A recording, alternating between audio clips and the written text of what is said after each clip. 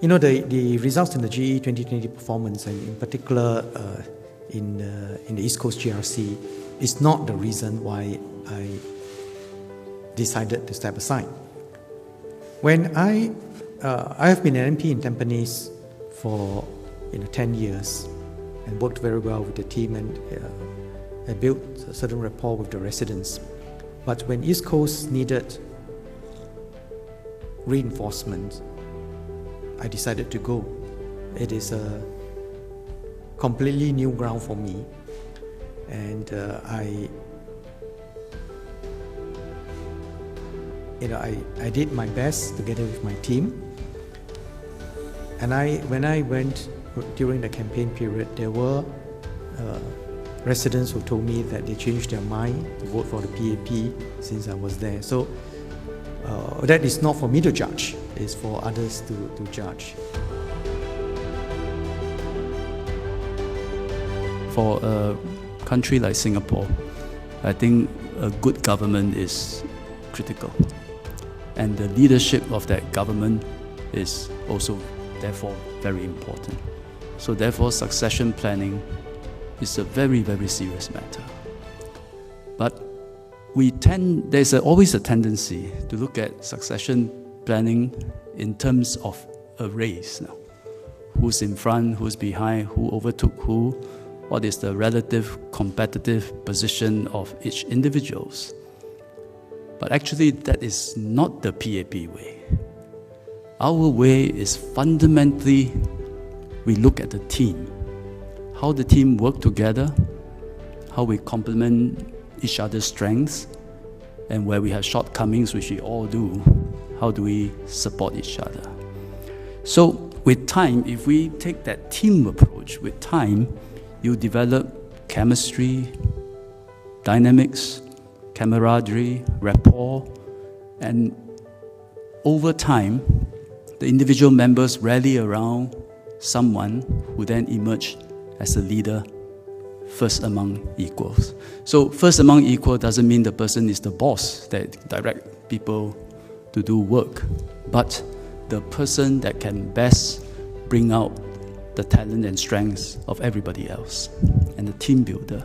So fundamentally, it's different. When it's a race, you only have one winner at the end, standing on the podium with a medal around his or her neck. With a team, we fight heart and soul on the field, and if we win, we have a trophy for the nation. And in that winning team, you will have a captain that can bring out the best of everybody. So that process of developing a strong team and rallying around a first among equal leader takes some time.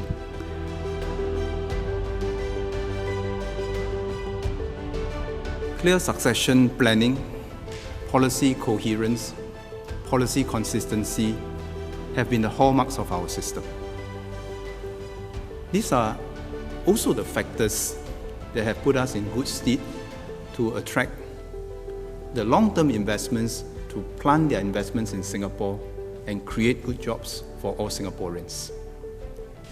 Now, notwithstanding the latest developments, the team, the system, the plans, the processes, the policies are all still in place to provide that continuity and stability for the investors. And because we have developed those plans collectively, I think the investors can continue to expect coherence and continuity in our approach. So I think they will assess us based on the quality of leadership which our political system and political process produces. How will they react to this change? I would say in the first instance, top line, the team has not changed. The same ministers are still there. I'm still the PM, Suiket is still the DPM, and they will be dealing with the same people, and that's what matters to them if you take the 2, 3, 4 year point of view, which in diplomacy is quite a long time. In the longer term, what they will notice is the quality of the Singapore ministers and PMs and DPMs.